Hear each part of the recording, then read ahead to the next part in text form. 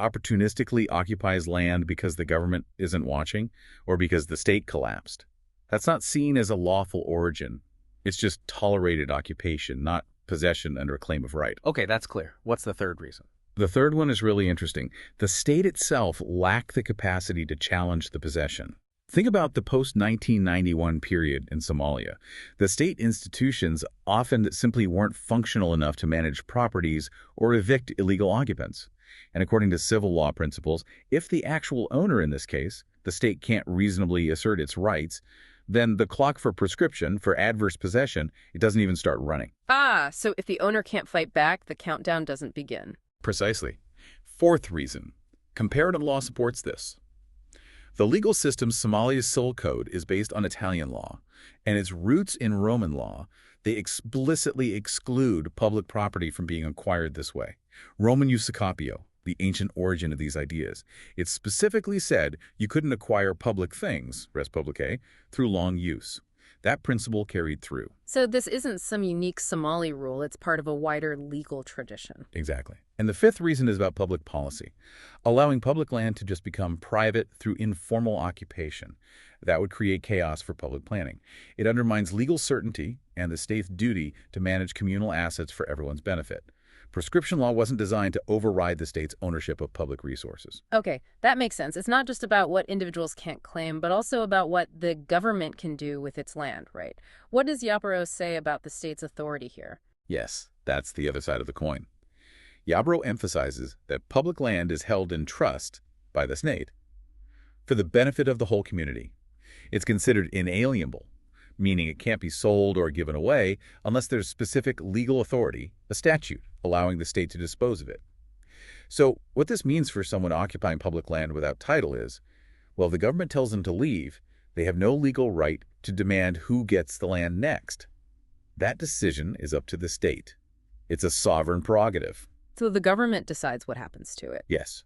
The state absolutely can decide to sell public land or lease it or allocate it to individuals, companies, maybe other institutions, but it has to follow its own laws and policies for doing so. An occupant without a legal title. They can't legally challenge the government's choice of who gets the land next, whether it's sold to a developer or leased for a project. That's administrative discretion. Assuming the government follows its own rules, of course. Right? Assuming it's done lawfully, complying with procurement rules, anti-corruption laws, and so on. And importantly, the money raised from selling or leasing public land. That's supposed to fund public services, healthcare, education, security, infrastructure.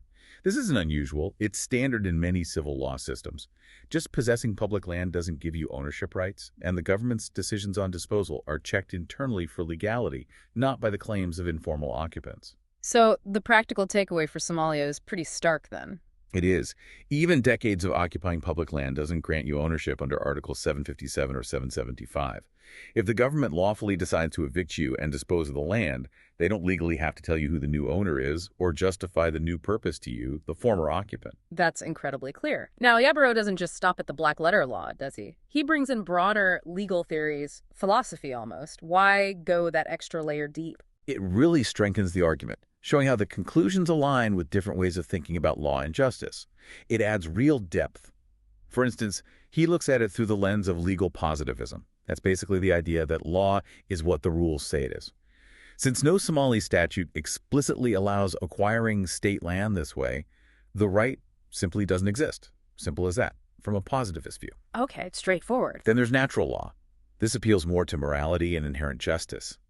The argument here is that you can't gain a morally legitimate entitlement to property through actions rooted in conflict, dispossession, or taking advantage of chaos. It just wouldn't be right. A sense of fairness. Exactly.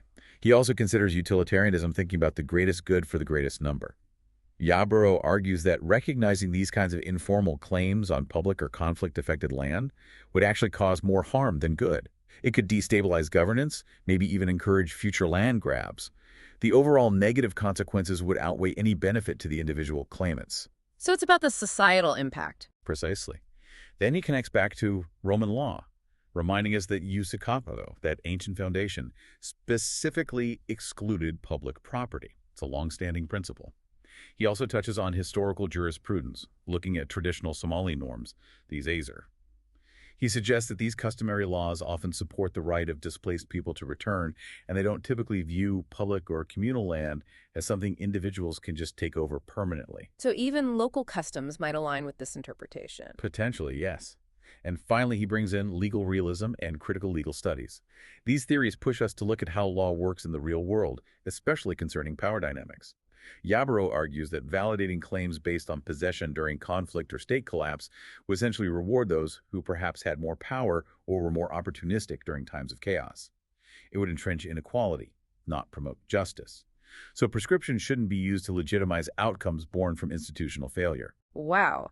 That really paints a comprehensive picture, connecting the specific articles to these fundamental ideas about law, justice, and how society should function. Phew. Okay. So, to wrap our heads around this deep dive, the core conclusion from Abdullah Yarborough is pretty clear. Articles 757 and 775 of the Somali Civil Code. They do not allow people to acquire ownership of state land or property taken during conflict or property belonging to minors just through long-term possession.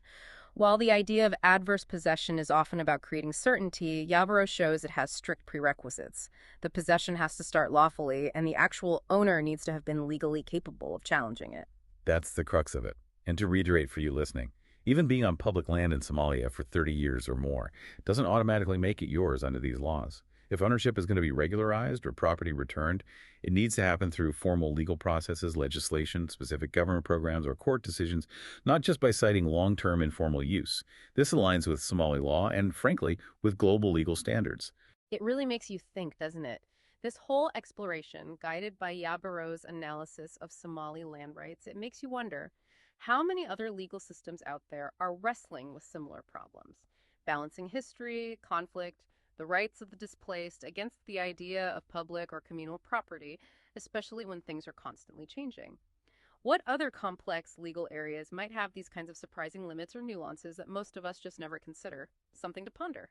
We hope you'll keep exploring, keep asking questions, and keep taking your own deep dives into the world around you. Thanks for joining us.